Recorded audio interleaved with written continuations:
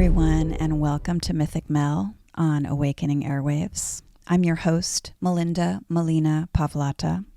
I'm a second-generation belly dancer, circus artist, movement and performance coach, Reiki and Qigong practitioner, philosopher, and oracle card reader with a PhD in medieval French literature. For the purpose of this podcast and this experience, I love having conversations with people from all walks of life about consciousness, spirituality, creativity, transformation, their incredible lives, alchemy, mythology, and more. In the words of my all-time favorite writing guru, Brenda Euland, I believe, quote, "Everybody is talented, original, and has something important to say." Today, you will meet Mariana Cabral White, an artist and seeker who I'm lucky enough to call my fairy goddaughter.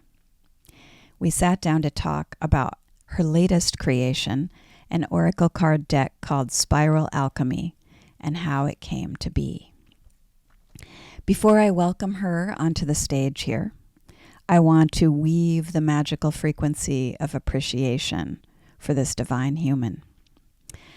Have you ever known someone who was working on a deeply personal art project for a very long time, inhabiting it with their full heart and imaginative consciousness, pouring into this creative endeavor all their talents, including the light and the dark of their body, their mind, and their soul for years? They worked on it for so long it felt almost impossible to release. But you, as a bystander who loves them and admires their work, just always knew, that once they finally finished it and pushed their creation out into the world, it would change their life and help many others along the way. That's Mariana.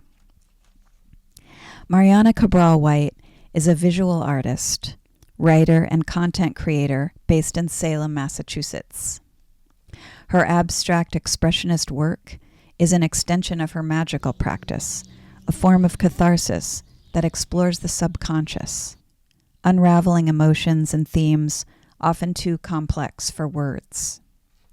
Through writing, she offers an honest reflection of the human experience, embracing both the light and the dark. Her work weaves together magical realism, poetry, and introspection, guiding others back home to themselves. Mariana also shares her journey of becoming through her YouTube channel, where visual storytelling and spiritual practice come together in real time. Her videos offer a window into self-discovery, healing, and creative freedom as it unfolds. And all her social media links will be in the show notes. I encourage everybody to check out her channels. I follow them and look every day for inspiration and kindness, the generosity of her community. Thank you all for joining us today in this honest conversation where Mariana talks about her process, her spiritual journey, and how she surfaced the themes of the deck. She reveals the startling moment that began Spiral Alchemy and how she's been able to navigate the darkest dark, which is one of the cards in her deck, the darkest dark times of her life, by focusing on how sometimes it's the tiniest light that can help you carry on. We also talk about the power of vulnerability and authenticity that can make up true strength, and how showing up for ourselves, even in our vulnerability and imperfection, taking up space nevertheless, and expressing from the heart is a crucial practice of courage that we can all learn from. Thank you, Mariana, for being here and for agreeing to have this conversation. Oh my God, I'm so honored to be here. Melindy, my fairy godmother. It just feels so natural to be having this conversation with you because you've seen me in all my iterations from the time I was 10 8. to now. 8. Jesus. 8. Mm-hmm. Yeah, Mm-hmm. you've seen the full evolution. Yes. and witnessed all Yes. of it.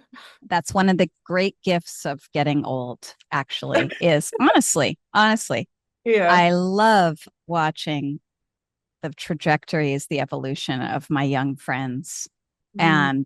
and just holding space for their becoming and their empowerment. So it's just like it's so special to be in your life. Your deck, I have been following your process with this deck. It's called Spiral Alchemy: Transform Old Cycles into Inner Wisdom and Freedom. Tell us about what it is, how it can help us.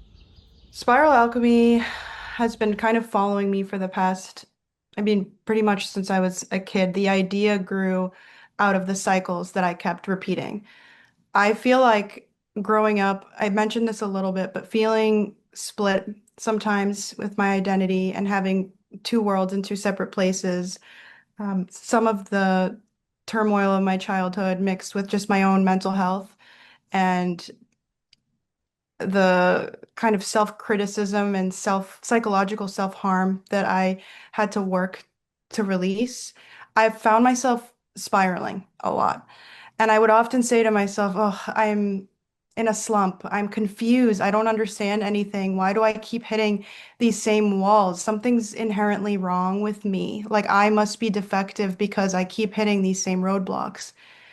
And it took me many years, and I'm still figuring it out, but it took me many years to start looking at what those were. Because for a long time, I was kind of on autopilot.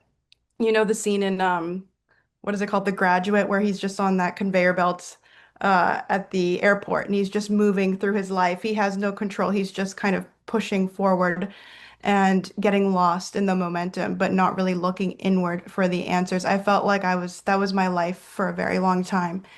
And then it wasn't until we were living in LA around 2021, 2022 that I hit probably the darkest point in my life. I felt chronically pain all over my body. Um, I didn't understand what it was that I wanted to do, who I was. Honestly, I just kept feeling lost. It was this repetition of feeling like I had no answers and I was the only one that ever felt this way, which of course I wasn't, but that's how it felt inside of me. And I got this download around that time that I don't really have answers for. I don't understand still today why it happened the way it did, but I remember I was just watching TV with my husband and I got this pull, like this incredible urge to go into our room and start looking through all my journals because I had been writing since I was a kid, kind of documenting my life and my feelings and my mental health struggles because that was my therapy before I found therapy. And I felt this urge to look through all these different themes and postmark them, like post-it note them basically. And it would be, you know, whether it was depression or the mother wound, the father wound, self-doubt, time anxiety, um, spirit, like working with your ancestors, all these themes kept coming up. They were my repeated cycles. They always showed up, either in high points in my life or low points. And they made 27. They made a list of 27. And I remember looking at them and not knowing what to do with it, but feeling like something was coming. I didn't know at the time what it would turn into. Around that same time, I was working with oracle cards a lot as a way to get answers from my own higher self because, again, I was so lost and confused. And even though I was doing therapy and working on myself, I still kept hitting that same point of feeling like I was alone in my spiraling and there was something wrong with me. And it wasn't until I saw those themes reflected back to me that I started to be able to work through them.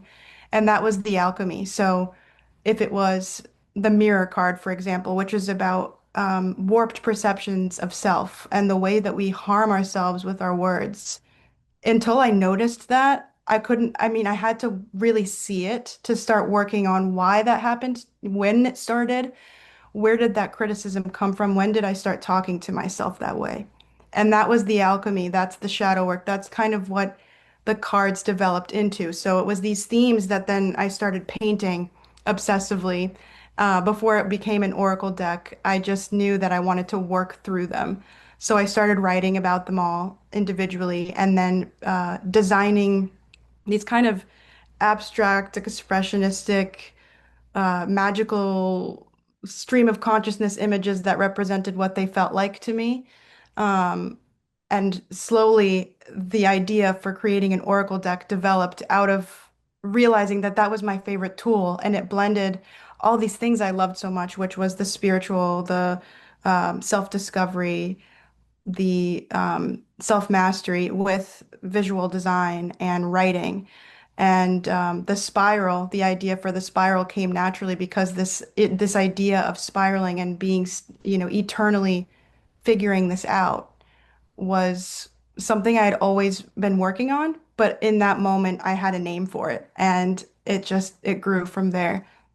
It's an incredible story. It's almost, it feels like you're, some aspect of your higher self just was like, Mariana, Mariana, go in the other room, take out your journals. Yeah, it You're was. ready.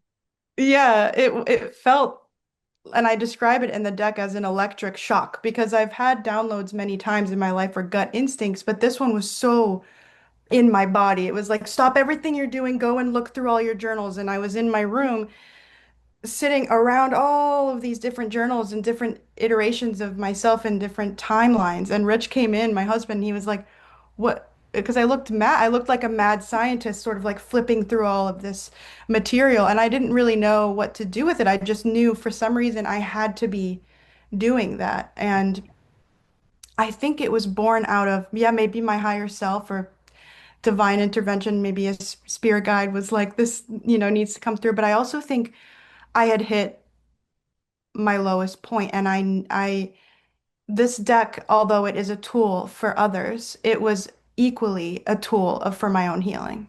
And I think I needed it so deeply that, I mean, it was the most transformative, creative thing I think I've ever done in my life. Yeah. Yeah. Yeah.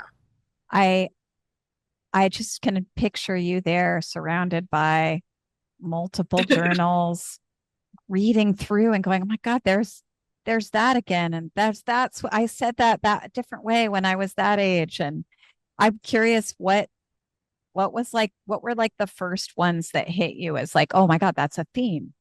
Was it the self-talk? Was it the which one was it? The dancer was probably my first card. Um, and that one is very representative of taking up space with your body, but also this idea that everyone else has it figured out and that they can take up space, but you have to minimize so that they can shine. I feel like so much of my life I felt like I had to be small for others to like me and to fit into the space. I have always been a little bit of a chameleon. That's also another card in the deck. But the dancer was very much in the body. It was about stepping in and taking up the room and lighting up and doing what excites you and lights that flame inside of you unapologetically. And that one kept coming up for me because I kept having these opportunities arise to do that. And I would push them aside, say, that's for later.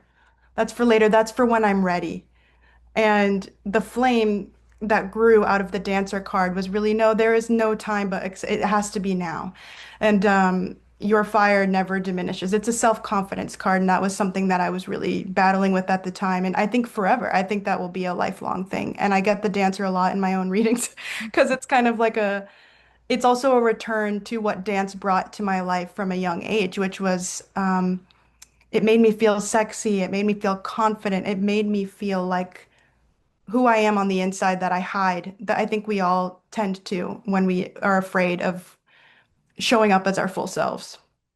Yeah. Yeah, I love the dancer card, and especially because and in most of your cards, I'm actually they're so they're unexpected. Your meetings are so rich and so personal, but also so on point. Like if you think about, okay, just like, and if somebody said, okay, Oracle deck dancer card, you might think the message would be like, yeah, you got to go Mhm. get into the dance, blah, blah, go take a dance class.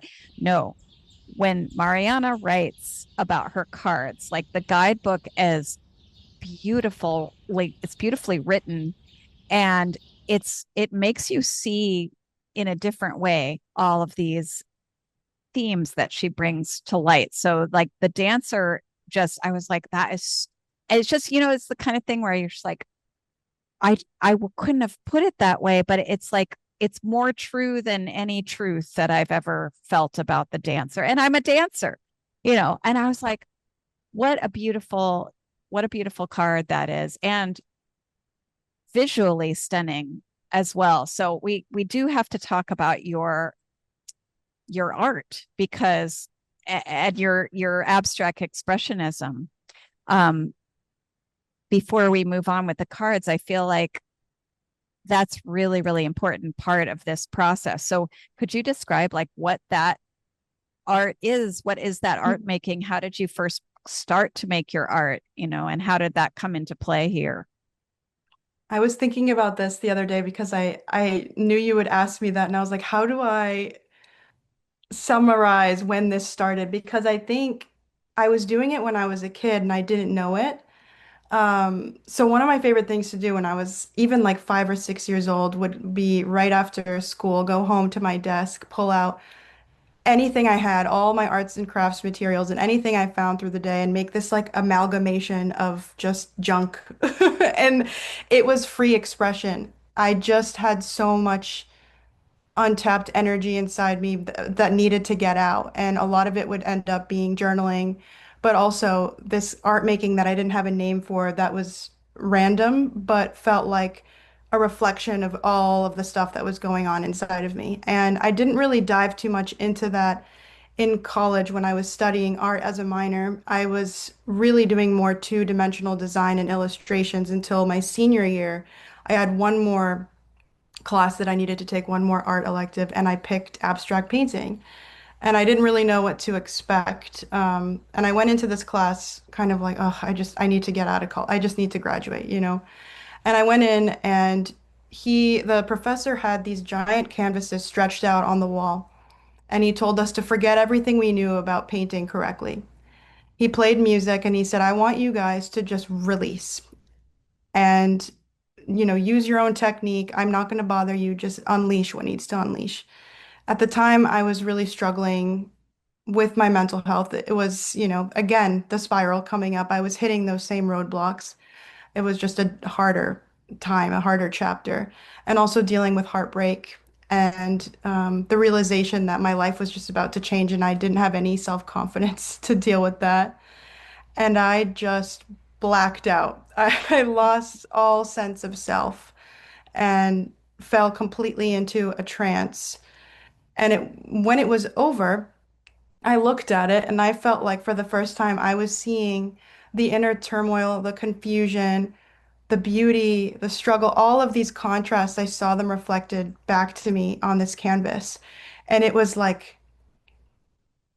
epiphany moment in my life. I think I realized and recognized for that moment that I wanted to continue that process and see what would come up. But also, I'd never felt, I think I always felt like an artist, but I didn't like to claim it because I wasn't the best at figure drawing and the best at design. I always felt like two steps behind because I just wanted to express, but I struggled with sort of the rigidity of traditional art classes at times.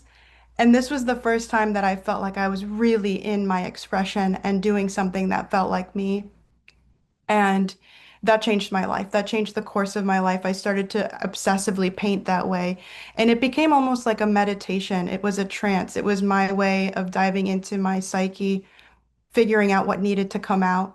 And these cards are kind of an extension of that same process. I take a theme, I go into that trance state.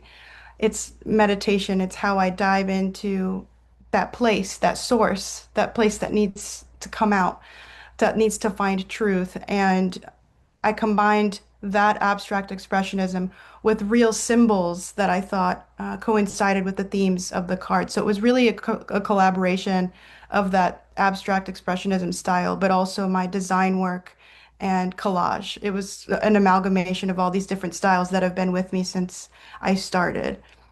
Yeah. And I was really zooming in on all of the the images yesterday, and really just it's just, you just can fall into them and just suddenly see beautiful details. Like suddenly, you'll see a skull and you didn't see it right at the beginning, and it's embedded inside the richness of all of this color, and it's absolutely beautiful. Every single card is so different from the other, but it's also, there is a feeling of like darkness and light in, for the most part, in them, I noticed. Mm. But I really love like the spiral, which is like, I don't know if, I think that's the only one that's like black and white. It feels like there Yeah. isn't any other, right? That's Yeah. like, yeah, it was like, and it's the spiral alchemy, and it just feels like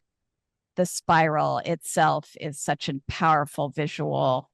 Um, and the spirals show up all through the deck in all of, in so many different little ways. I feel like Yeah. it's somewhere there.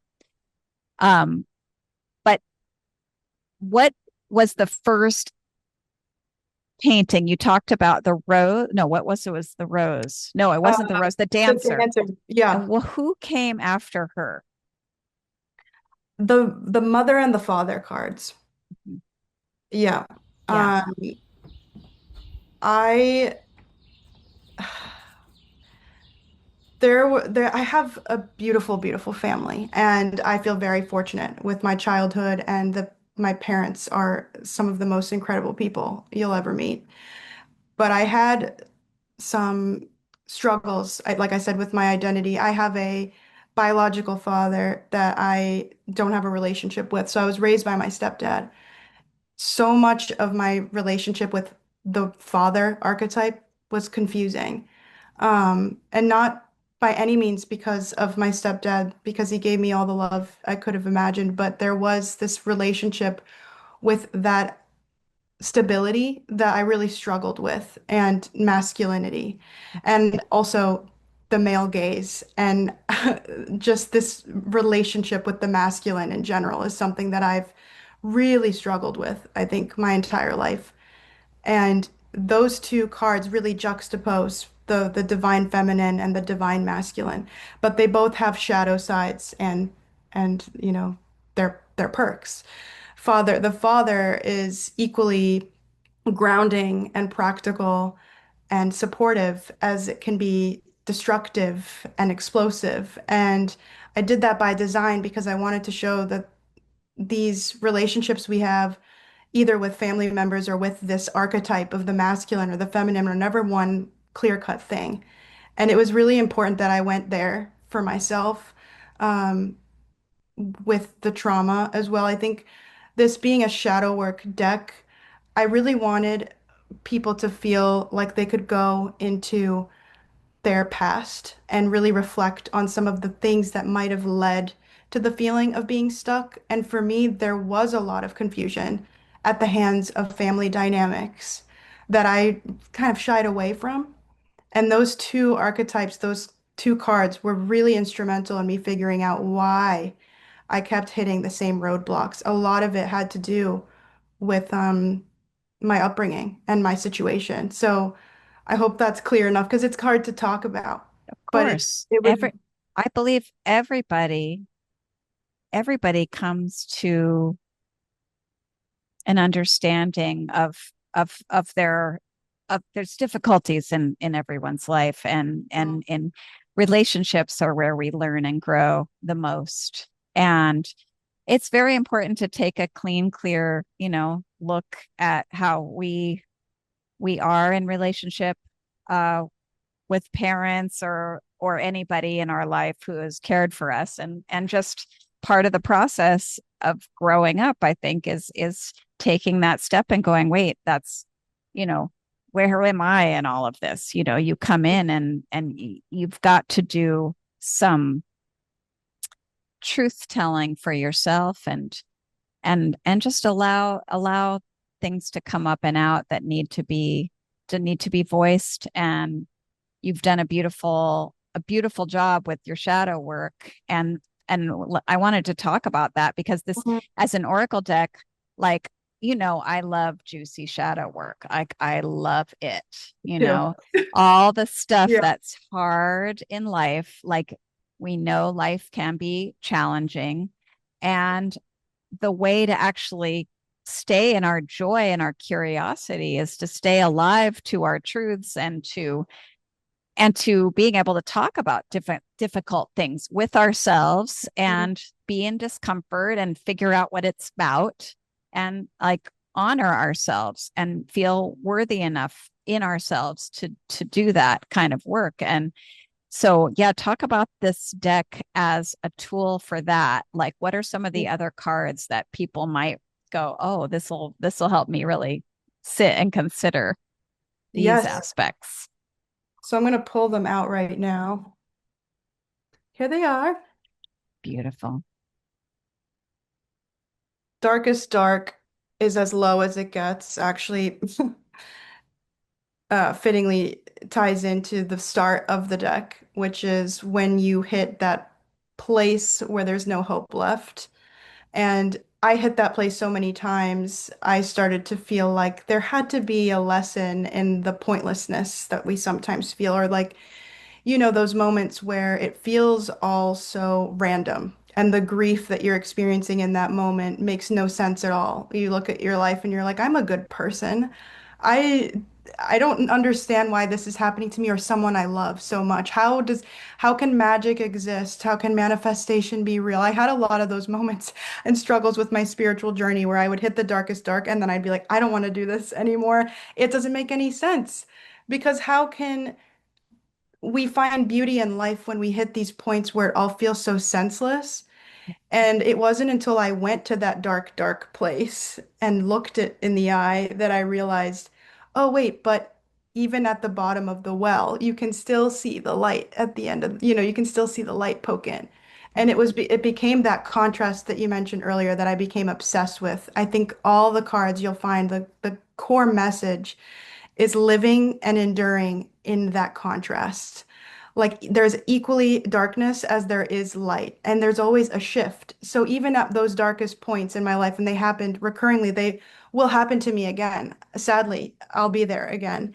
It's that recognition that even when you're at the hospital and you've lost someone, someone somehow finds a way to crack a joke and laugh, or you smell a scent that makes you feel like home and comforted in that moment. There's just this juxtaposition that I'm obsessed with. I think I always have been since I was a kid because I rode those highs and lows all the time. I just by nature of how I am as a person and my psychology.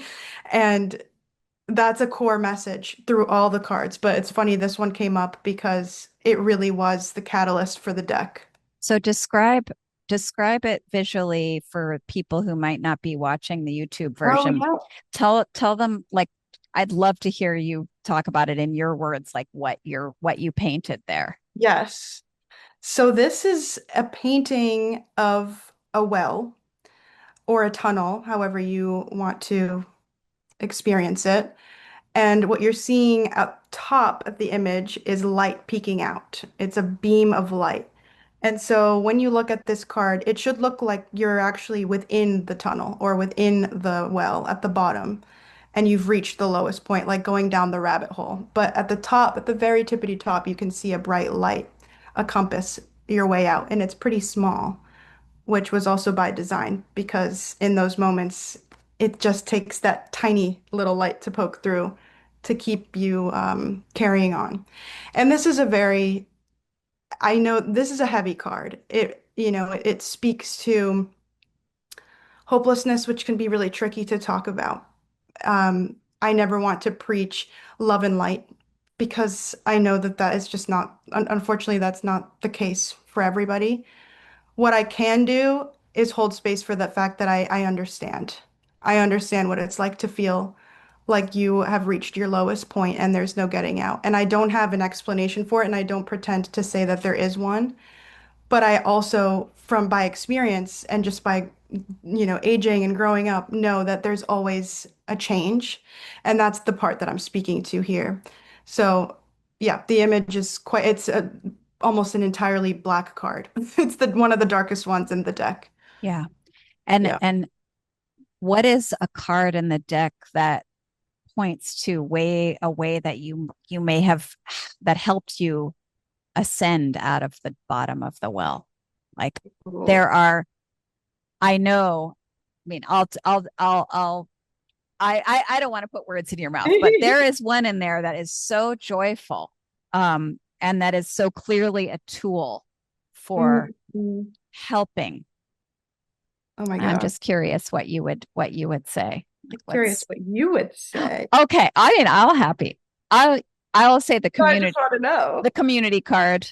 Oh, wow. The Okay. community card is one of my favorite in terms of just how joyful it is, how beautiful it is, and how you highlight the importance of the people around you.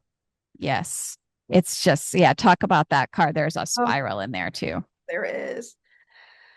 Oh, I think this card in particular was born out of just wishing I had my tribe and the right people around me. I often, so the spiral alchemist is working on themselves, and any spiral alchemist who is doing the heavy lifting of figuring out what their wounds and lessons are will naturally start to attract people who are doing the same. And that was the community's message for me. It was about when I started to do the inner work or go through my spiritual awakening or whatever you want to call it, I started to find the right people in my life and I started to find the right experiences. It's a call. It's like a herd call. It's,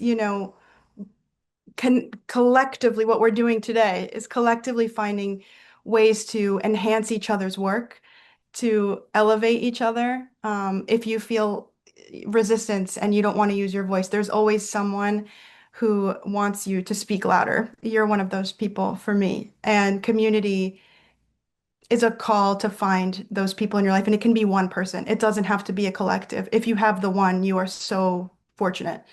And that card for me was really born out of wanting to find those connections. And naturally, through the process, I started to find those people. And I think I will be for the rest of my life as we adapt. You continue to have more enriching relationships. Yeah. Yeah. I love that it was a card of manifestation. It wasn't like you were just wanting that so much and you weren't feeling that you had it yet. But so that makes me want to ask, like when you were in the darkest dark, like what were the little magic little glimmers for you that dropped in where you were like, oh, maybe I'll be able to spiral out of here. Mm. I think connecting to my artwork and my hobbies, the things that I liked to do, I think I've naturally always pulled myself out of the darkness by going to the page and writing or my spiritual practice, which really grew out of that dark, dark place in LA because I found myself for the first time in a foreign place where, my parents lived in a different country. And for context, I was raised in Massachusetts, and around 2020, I moved with my husband to LA, and my parents moved back to the Azores. So we were separated, countries apart for the first time. That was a grief, on its own that I had to deal with. And I leaned very heavily into self-reflection, which has always been something that I enjoy doing. It might not be everyone's cup of tea, but I really started to pull oracle cards and write a lot and practice my spirituality at an altar that I created for the first time at my windowsill. I really went inward because I like to do the shadowy stuff. I feel very at home in, the diving deeper into the psychology. So those were glimmers of hope. Doing the writing, painting, and then being outside really changed my life. I think living in LA, where it's, you know, lush and beautiful every day, and we lived in a beautiful place, and I could go outside and feel the wind in my hair and look at the trees and the flowers, that completely transformed my life as well. Whenever I would feel like I was, so dark that I didn't want to get out of bed or whatever, I would force myself to get outside and breathe in fresh air. And it became something that Rich and I did for each other. When my husband was feeling down, the first thing we would do, let's go outside for a walk. And it became a tool for both of us. So being outside, leaning on my hobbies, and then my friendships were very important to me as well. I had a really, really strong community in LA that was born virtually out of nowhere, through a job that I had. And I found really good people in my life that made me feel like I had family in a completely new place and treated me like family. My friend Bella, her parents took me in like I was their own kid. And that felt, God, I mean, that was when you don't have your parents nearby, that kind of love from someone who adopts you in that way is so crucial. Yeah. And I will be endlessly thankful to them, for Yeah. taking us in that way. Um, and yeah, it was my relationships, my hobbies, and being outside, truly. That repetition was kind of embedded in my spiraling. It became my way out of Yeah. the dark. Yeah. I feel like I mean, I was a witness to some of it, both behind the scenes, but also like I do follow your YouTube channel. And I really want to talk about that as well, because it's another form of expression that I really feel from you is rooted in like a real deep sense of service. And actually, it was you who really opened my heart to the medium of sharing on YouTube.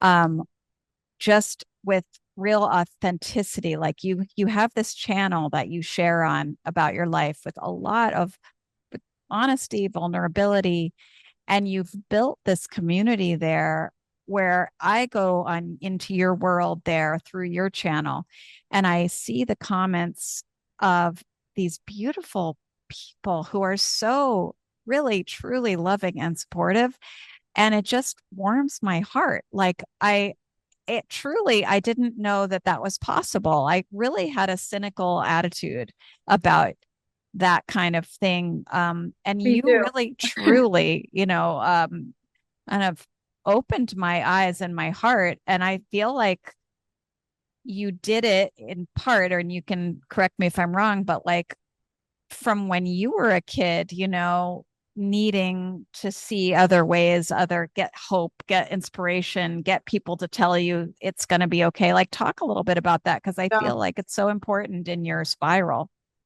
Thank you, Melina, first of all. No, the YouTube, I've always been obsessed with YouTube. From the time I started using my iPhone, my iPad, my computer, I loved watching other people share their stories, their lives. And I grew up around a time when people were still doing it in a very honest and vulnerable way before it became extremely like edited and perfect. And I still find that I'm very drawn to the people that don't perfect it. They share the good and the bad, and it's kind of messy around the edges. And I love watching people who post just little mirrors of, little windows into their lives, sharing their spiritual practice or just life in general, and being open online. I think, yes, social media can be such a weapon. And these days it's a conflicting thing, and I understand the criticism, but I also think as a 14-year-old kid who felt so lost, I found so much escape and comfort in these women who were sharing their healing, 10 plus years ahead of me. It gave me hope that I would start to figure my shit out someday. And the fact that it blows my mind because I spent so much of my life thinking, again, the dancer card, like that's for other people to take stage. That's not for me, that's for them. But inside, the truth is, I really wanted to be doing it too. I just was really afraid. And so when I started my YouTube journey, I would do my paintings like time lapses, and I would never show my face, and you would never see me talking, and you would never see the behind the scenes because that's where I felt safest. Like, let me show you my artwork, but you don't see me at all. And then I remember it was a couple years into doing that I think it was like 2025. I decided that year I made a commitment to myself. I will make a video every week where I sit in front of the camera and I share my life, my story, my vulnerability. And it became a practice and courage, but also I just wanted to connect with community. I wanted to find like-minded people and I wanted it to be a conversation. And what's come out of it is so many people have messaged me being like, I want to start doing that too. Thank you for sharing. Like you've given me a little courage to start doing the things that make me feel a little uncomfortable. And it's very full circle in that way because that's how I started, was looking at other people, hoping that I would get there. And now I'm doing it in my own way, and I still have such a long way to go. Like I definitely, it's still a practice every day to show up and be vulnerable on camera. It feels very awkward at times. Most of the time, I feel like I have to, I start filming and then I'm like, oh, I need to redo that and be myself. Like, let's start over. And like, That wasn't me. that wasn't me. I I don't don't know know who who that that was. was, but I need to like get back because I'm performing. I'm Susan right now. Like, I don't know who that is. And I do that a lot now, but in the beginning it was a lot more curated. And then slowly I felt like, the tension wear off and it started to become more and more natural and it kind of fed it. It became its own thing. But the response has been so cool because my husband's actually a content creator as well, but his content is comedy sketches. And so he transforms himself. He becomes almost like a character. And that gives a lot of people fuel to be so much more angry and so much more critical. So he gets a lot of incredible feedback, but he also gets a lot of just like unkind, like unfiltered. Like this isn't a real person. I don't see him as a real person, so I'm just going to be awful, like in the Yeah. comment section. Yeah. Whereas what I've found, and I'm still in, a baby channel, and maybe this will change, is that because I come into the space bearing all of it, I've gotten a lot of kindness and a lot of people Yes. supporting. Yes. And it is very unique. I keep waiting for it to turn, but so far, knock on wood, Mhm. it's been very beautiful. It's And beautiful. I feel so, so lucky that people are so receptive and supportive. Well, you've created that, my darling. You really have. Like your vibration has done. I mean, I am in love with all of your commenters. I really am. I go on your, it just melts my heart. So, I mean, for anybody, I, You're you're sweet. going to have all of your socials down in the show notes so people can see. But it's just also just to say to people who watch YouTube content and other things, like you can you can say kind, it really helps to say kind things. It really, really helps to comment in even the simplest thing. It just because it's hard and we want to transform how we want to change the world. First of all, we want to have more kindness. We want people to be able to show up in their power and their authenticity and not be torn down. Yeah. We want to lift each other up. And so just to see like all the comments and the just the beautiful things people say, it's yeah, I go there just to feel good, in the morning sometimes. I'm like, let's see what beautiful things people have said on Mariana's page. It's so sweet. It's so sweet and it's so honest. They bare their souls to me too. I get so many beautiful messages and questions and people asking, hey, like when you started doing this practice, what did you notice? And we have this beautiful, I feel like I'm forming a community with these people, truly, like, which is what I was so deeply searching for. And I believe you absolutely can. Social media still does have that window for connection and kindness and compassion. I don't think it's all bad. I can see it. I can see that people are longing for a new world and I can see that people are wanting so badly to come out of their own shells and their own darkest dark moments. And I just want everybody to be sharing. Yeah. That is such a message too, like in the work, is I want people to find what it is that their heart desires. And I see that in so many of the commenters too. I find their Instagrams and we follow each other and I see them growing and doing their what fuels them, their souls too.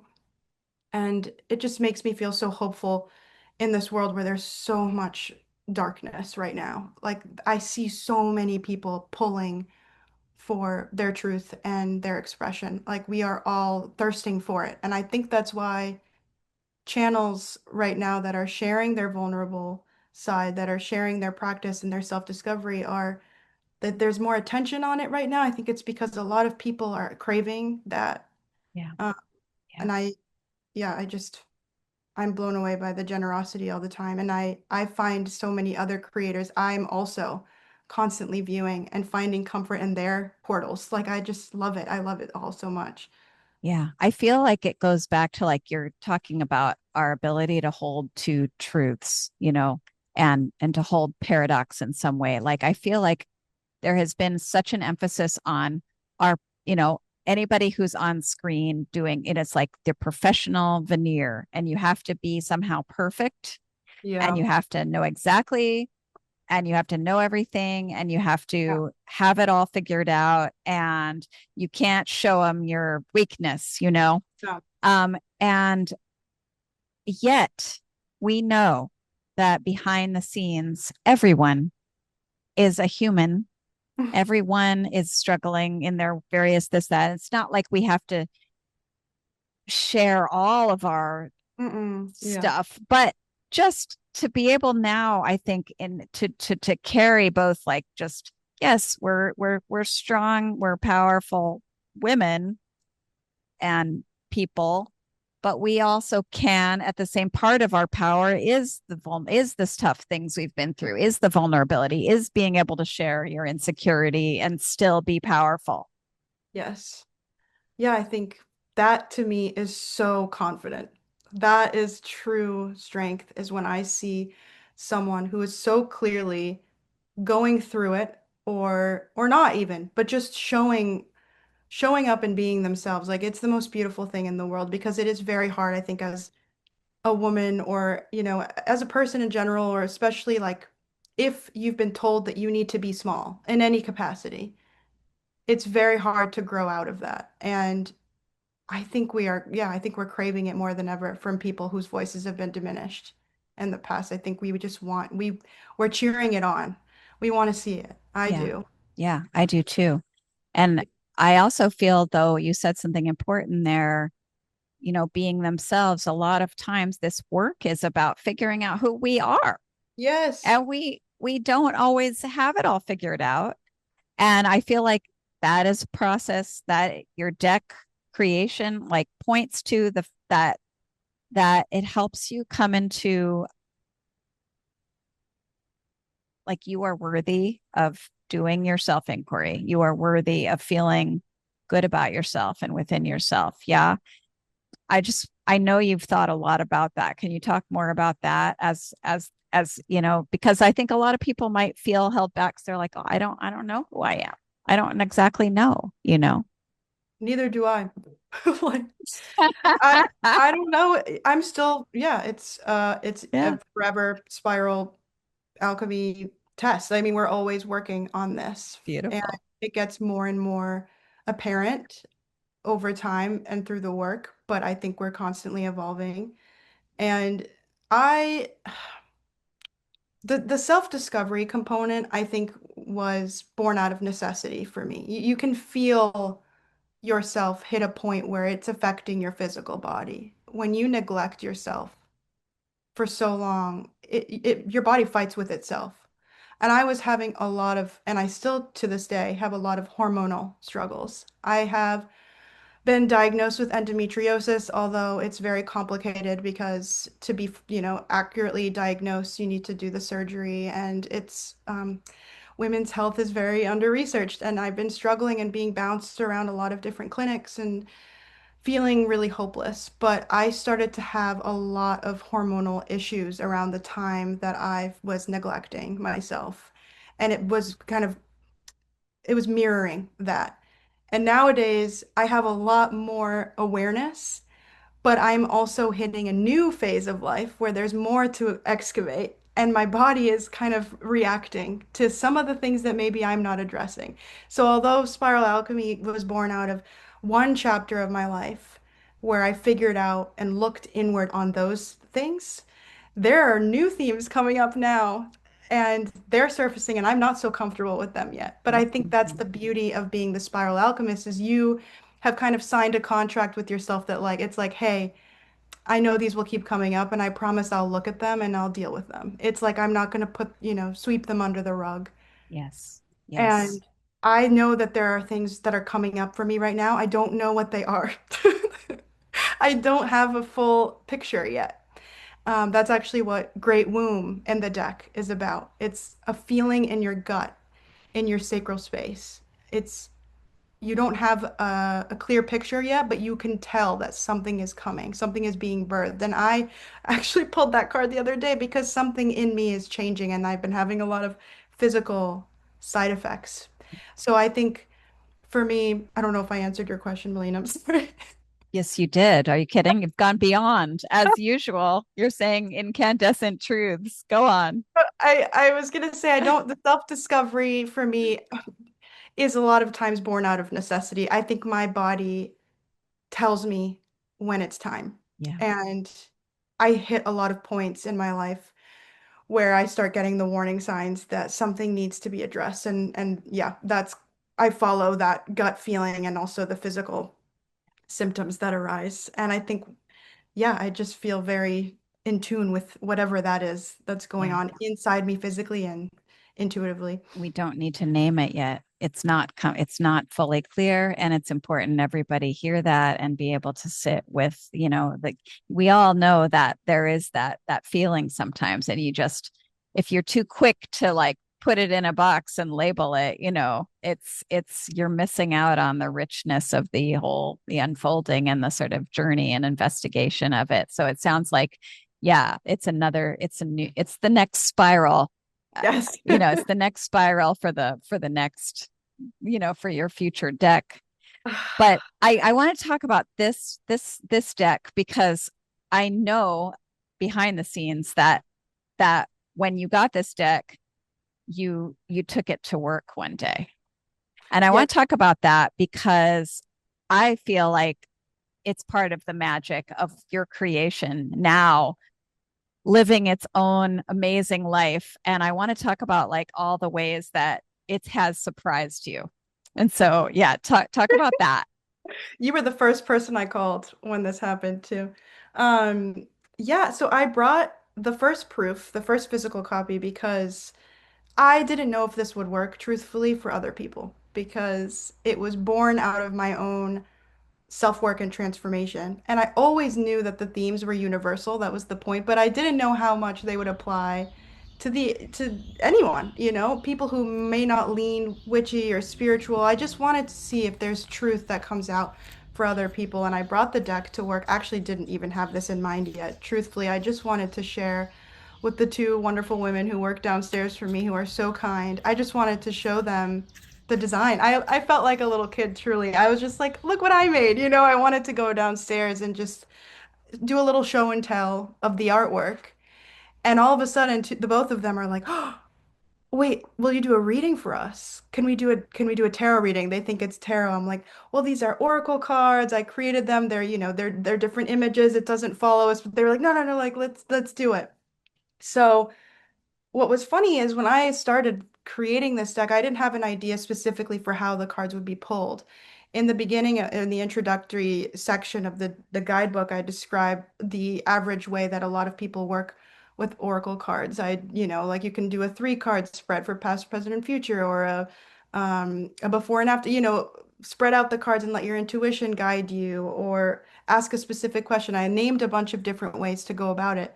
And these two women immediately pulled out the cards, spread them on their own, and started feeling with their hands what their question was. Like they just intuitively found their own way to self-discover, which is what the cards are about. It's so your own process. And the two of them were dealing with their own issues at the time. One of them was struggling with some family dynamics, and she pulled the Thorns card, which is about boundaries and being stuck in repetitive cycles with people who are bringing you down or trying to diminish your spirit. The other one was struggling with anxiety, and the No Time card came out, which is an anxiety card, a fear of running out of time, regret, and applying disciplined action in the here and now. And so both of them freaked out. Another thing that happened was one of them had sadly lost both of her parents, and the way that her mother comes through from the other side is through butterflies. And butterflies really is a card of nudges from spirit, but also from your higher self and the goosebumps you get when you're doing something you love or when you have that like gut feeling about something. But it was so cool to see. I didn't have to guide the way at all. She pulled the card and she immediately saw her mother in it and has a tattoo of a butterfly on her ankle. And there was just so much going on. And then all of a sudden, another coworker came in and was like, "Oh, you're doing readings? Can I do?" And now I'm reading for five, six people in my corporate space. Um, and one of these coworkers is a dear friend of my mom's. They worked together for like 15 years, and I love him to death, but he's not necessarily in this world. Let's put it that way. But he was extremely supportive. He wanted to see the cards. He and my mom were are very good friends, and my mom is featured in the deck. She's the mother. And when he pulls his first card, the mother card comes out. And so he's freaking out because it's the link between the three of us. And he gets goosebumps and he's like, "What the hell is this?" And the mother card is about reparenting yourself in a lot of ways. Being the mother archetype for yourself if you don't have that, from someone else. So it's like, what does little, you know, Mariana need in this moment? Is it a good meal? Is it drinking more water? Is it, reassessing certain things, those kind of comforting things that a mom would do for their child. And this person at work was really struggling with finding time for themselves. And so it was like, it was really beautiful. And I was getting emotional because it had its own life outside of me. I just watched them all pull cards together, and these are people who had no reason to support me or care about, the weird coworker who comes in with her oracle cards. And here they were, and it was really beautiful. And it was the first time the cards ever interacted with people outside of me, or my husband or Yes. you or friends. Yes. And they had no reason to gas me up. They could Yeah. have easily have been like, I don't, this doesn't resonate. But it just took a life of its own, took on a life of its own, and I went straight to call you and freaked out and was riding that high for the rest of the week. It was like one of the coolest experiences of my life. I'm still riding that high with you because when I heard from you, I was like, this, to me, it's just spirit is talking and saying, yes, yes, because here you were some time ago going, I don't know, maybe I'm not going to order the prototype of the deck yet. Maybe it's not time. Maybe I need to make Yeah. it more perfect. And you allowed yourself to go ahead and get the prototype made. And now you're going to have a big order and everybody's going to be on the wait list. Guys, if you want to be on the wait list for this deck, you can go ahead over to Mariana's website. That's going to be linked in the show notes. I tell again the name of it. It's spiralalchemy.shop. Shop, spiralalchemy.shop. But there's a place to sign up for the waitlist, which I immediately did, by the way, Ah, immediately.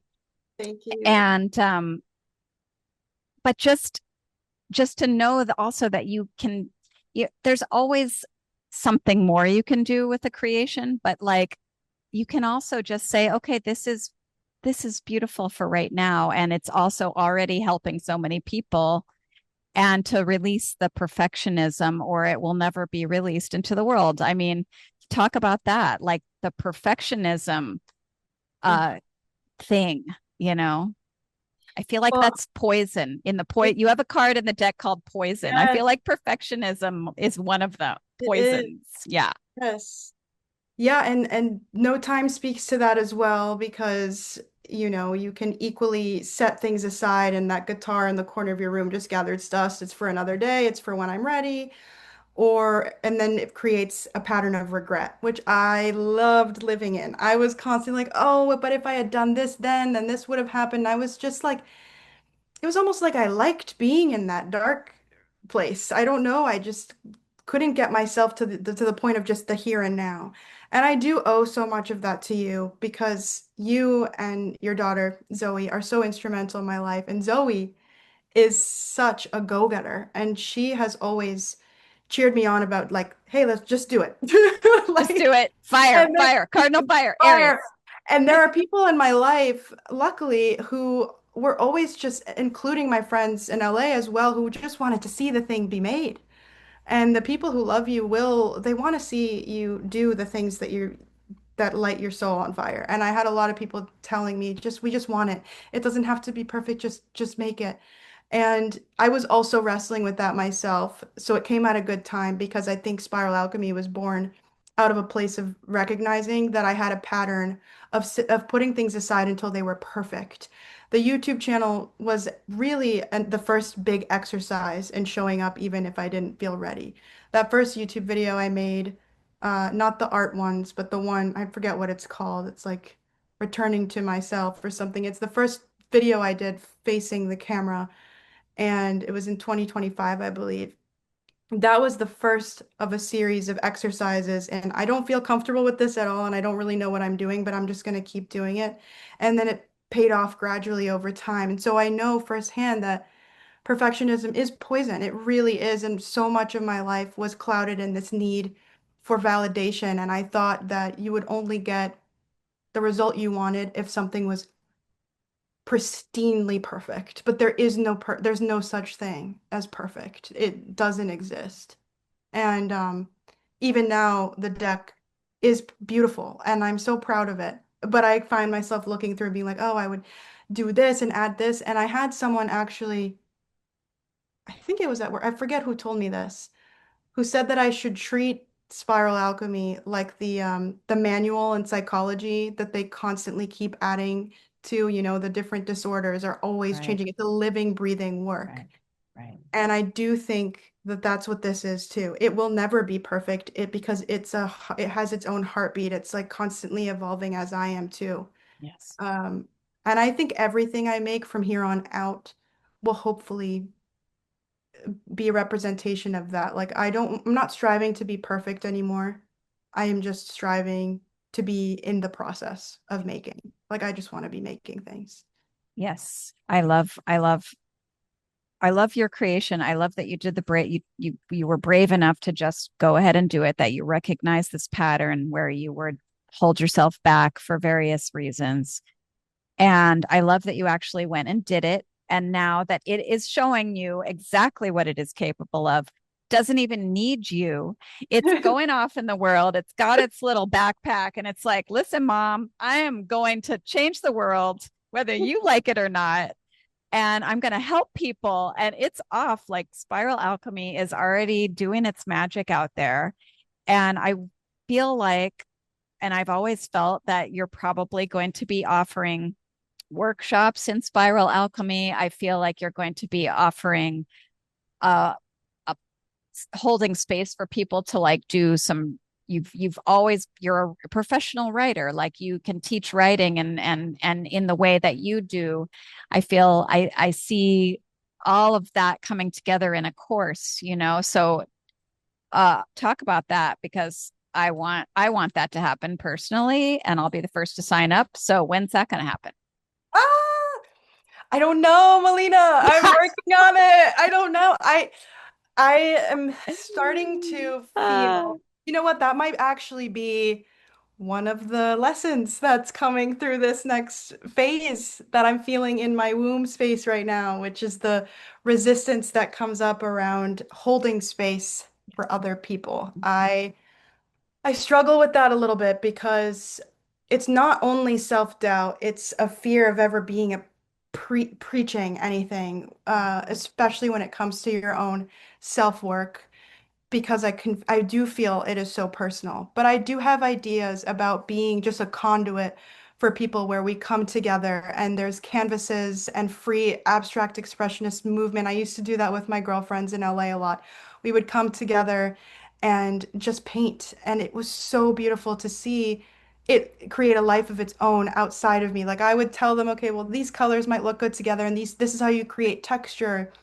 And then they would just go off and find their own catharsis through it. So I do, when I think of a workshop, I do think of holding space for people to come together and find their own self discovery. Like I want to hold space for that, whether we pull cards together and journal and I guide them through painting and we sit with that and we talk about what comes through. Like that feels really natural to me.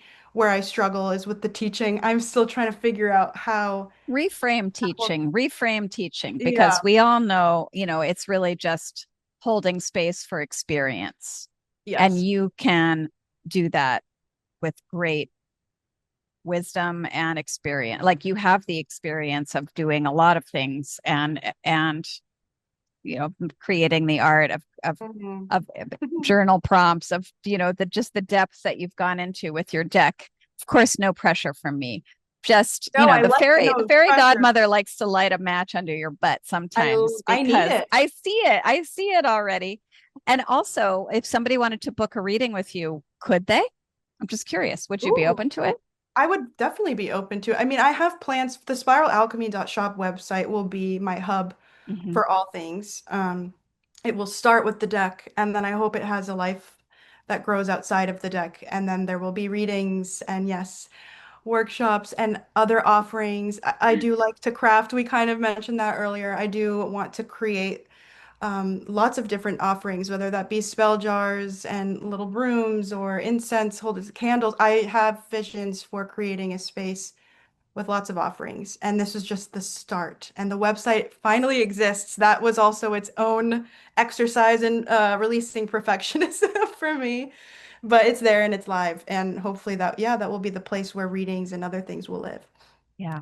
Online. Yeah. I'm am very excited. And I hope that we'll be following you and you'll be back on to have another interview.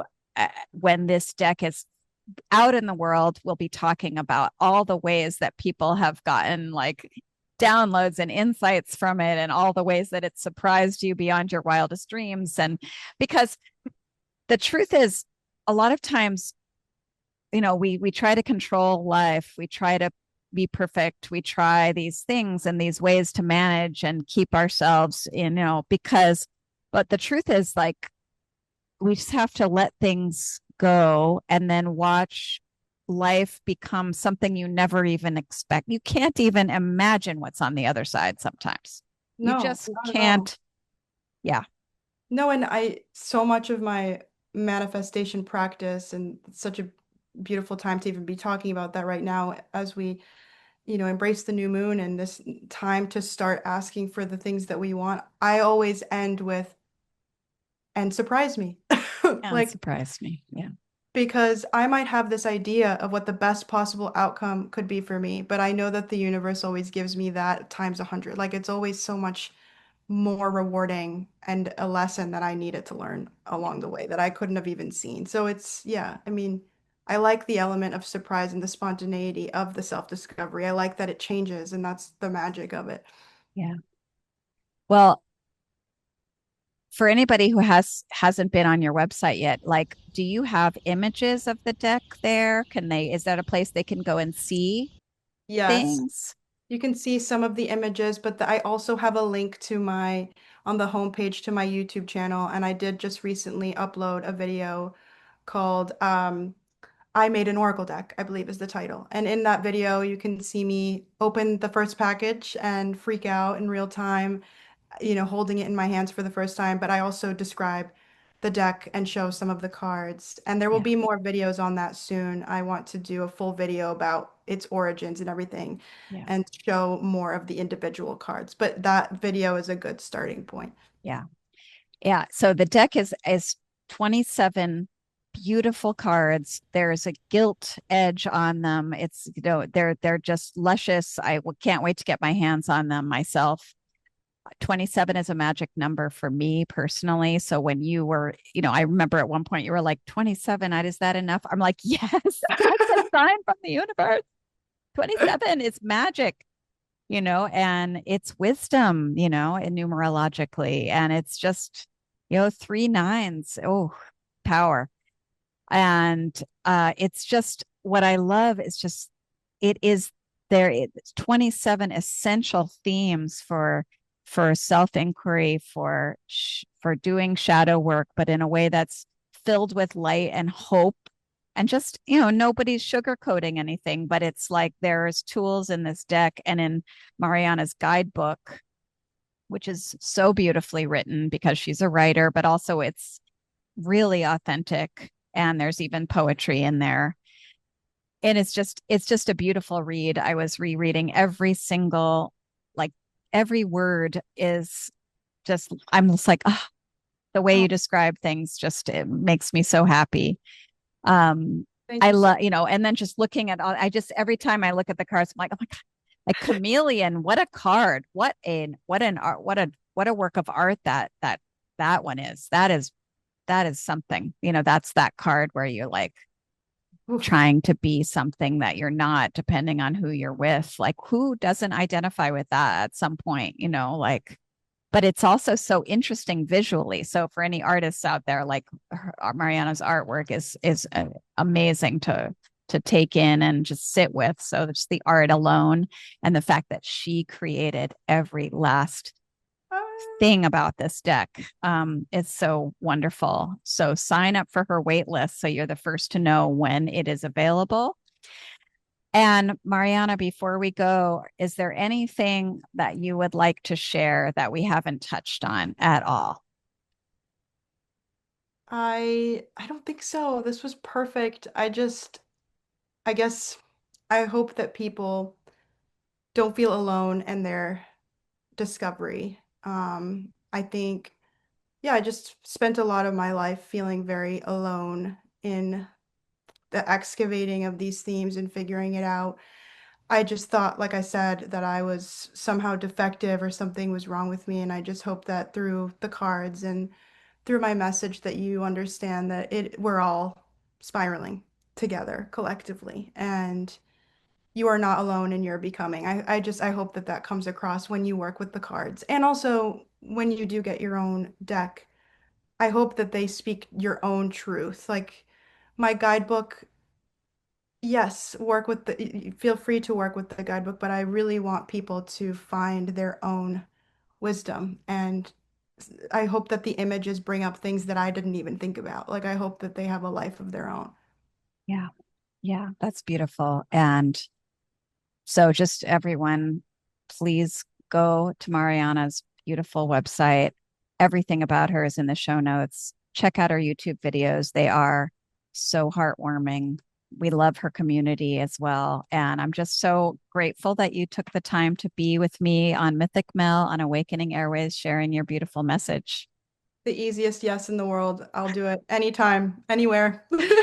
I love you I so. love you so much too. I love all talking with you. I love witnessing your journey. I love and want I just want the deck to go out there in the world and do its beautiful magic. And of course, everybody's going to find their theme in their life, and like they might start going through their journals and looking at their themes I over hope time. so. Like, what a beautiful like download you got that people can do for themselves. It's really fascinating. There's a few empty pages in the guidebook for journaling and yeah, self-reflection. So Yeah. if themes come up for you, ooh, you could design your own cards and see what Yeah, comes. Yeah, I would love to see that. I would love that too. Mm. All right, everyone. Thank you for joining us, and I will see you next time on Mythic Mel. And thanks to Mariana for again her time and just all the love to you, Mariana, and to everybody listening. Thank you for listening, and have a beautiful rest of the day or a night. Listen in again anytime. Mariana's got so much nourishment in her sharing. So Thank you so much, Melindy. you're welcome. Love you. Thank Love you. you. Bye. Bye, Thank you. everybody. Bye. Bye.